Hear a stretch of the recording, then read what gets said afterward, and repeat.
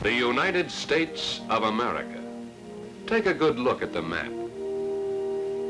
You remember that for every square mile we have, there are 15 more in the rest of the world. For every worker we have, there are 15 more in the rest of the world. The odds against us are about 15 to 1 in land and in workforce. Only about 1 out of 5 workers in our country is on our 6 million farms and ranches. But they produce enough to feed all of us. And 4 out of every 5 workers are at work in our 4 million other work centers. Remember, altogether we have about half the productive power of the whole world. With an economy of this size, naturally we have great problems. Do you know what our biggest problems are and what you want done about them? Let's look them over. We declared our independence way back in 1776. We said officially that we take our rights from God and that we, the people, will keep the power of government in our hands. The main purpose of our limited government is to secure our rights. While we have amended our Constitution many times, we have not changed that purpose. Do you think we should?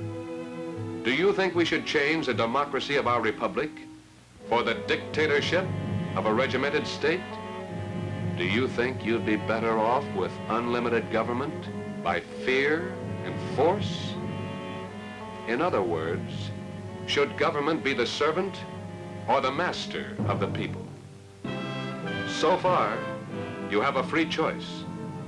But do you care? Does it make a difference to you? Of course it does. The difference is so big that you have to live it to really appreciate it. The people down there aren't so different from other people around the world, but they have something that's hard to get and easy to lose, and they have it right in their own hands, the great gift of freedom. We all want a better world. We want all we can get. Why not? That's the #1 problem of every living human being in the world. And there are always only 3 things to work with. The first thing is natural resources, the land, the soil, and everything underneath it and on top of it. The second thing is manpower, our own brains and muscles. The third thing is tools. That's all there is. Nature, manpower, and tools. How you live depends on how we manage those 3 things. For instance, the American Indian had the same chance we have at our natural resources. Same soil, and underneath it the same iron ore, coal, oil, gas. All the rest of it, including all that we've used. He had some tools, but they weren't very good. And this is the important difference. He didn't improve his tools. A whole tribe of Indians couldn't produce as much food as this one farmer can today. We have improved all 3 things, and we've just started. We make a better use of our natural resources. We have improved the skills and opportunities of our manpower, and we have steadily improved and increased the productive power of our tools. It's easy to see how it works on a farm. Let's ask a farmer. Well, as far as manpower is concerned, that's me. This is a family farm, and I'm the manager and the hired hand and everything else. I'm the guy that decided to go in for conservation, for instance, and it pays off. Well, I suppose that's working with nature. As far as tools go, well, everything from the milk pail to the farm itself. I had to save enough to buy them, and then take care of them, and then save enough to replace them when they wear out. And beyond that, I have to save enough to carry me through the bad years. When it comes to taxes, well, I'm the guy that pays them too. And it all has to come, and it does come, out of what I can get for what I produce. Well, I gotta get back to work. It all depends on how we use our natural resources, our human energy, and on how we get and improve our tools. But we're so specialized in this country that it's hard to realize how much we depend on each other. It's a problem because we all want all we can get, and we all want to give as little as possible for it. For instance, Tom, do you like a good thick steak? What'd you say? Do you like a good thick steak? Sure, I like a good steak. Would you like steaks to be bigger and juicier and thicker and cheaper? You can say that again. How about it? Now, wait a minute. I raise beef cattle. You want as much as you can get for them, don't you? But don't you? How about refrigerators or farm equipment? Would you like to have better equipment all the way around and cheaper? Well, now you're speaking my language. Wait a minute. You cut the price of these refrigerators too much, and what happens to me? Well, you cut the price of beef too much. What happens to me? What about me? What about all of us as customers? You're no different from anybody else. When you go to buy something, you want as much as you can get for as little as you can give. And when you sell something, you want to get as much for it as you can.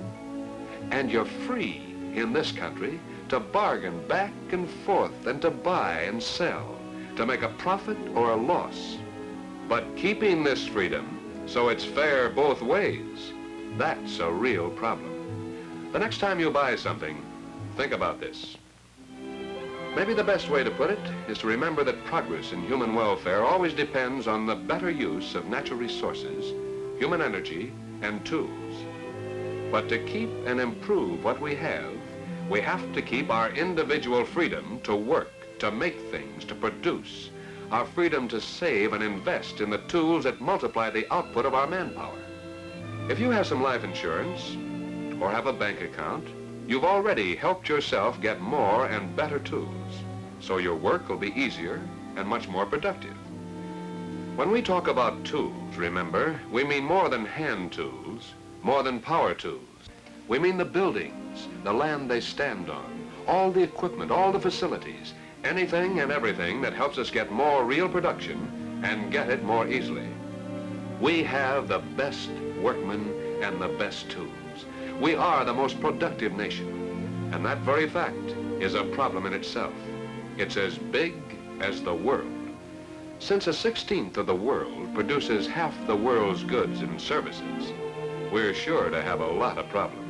Problems of getting raw materials like iron ore, tin, copper, lead, zinc, crude oil, chrome, manganese, uranium. Not to mention coffee, tea, rubber, silk, and countless other things. This adds up to a big international problem of trading what we have for what we need all the way around the world. Right here in the United States, we have great problems. Not only of steady employment, steady production, of food, shelter, and comforts, but don't forget that the answer to these problems depends on what happens to our 10 million workplaces, where we're free to make an individual decision, to try out a new idea, a new product, to make a profit or a loss. 10 million places with freedom of choice, so successful that we double our standard of living every generation. We have the problem of keeping what we have and improving it, or giving some small group an unlimited power and letting them tell us where and how we can live, work, speak, or worship. To protect us, we have the secret ballot. Nobody can look over your shoulder when you vote. When you step behind that curtain and write out your own personal choice, you're alone with your conscience and your God. If you have any doubt about how good all this is, think of the rest of the world. Look back at what we have from over there. Take Ellis Island, for example. Why do you think so many millions and millions of people are trying so desperately to get over here? They'd trade places with us right now. We're free to leave, but some countries have bars and iron curtains just to keep their citizens where they are. That tells us something about this country and other countries.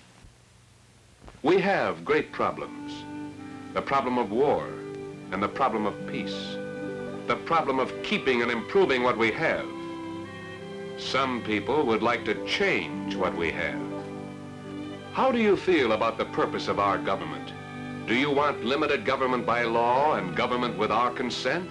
Government which preserves our real freedoms? Or do you want some other kind of government? even unlimited total government where no man is free. Men made what we have. Men can change or destroy it. The way we meet our problems today may in the not too distant future decide between a dictatorship or a democracy. It's in our hands. We still have a free choice. And while we still have a free choice, let's talk about it and what it means to you.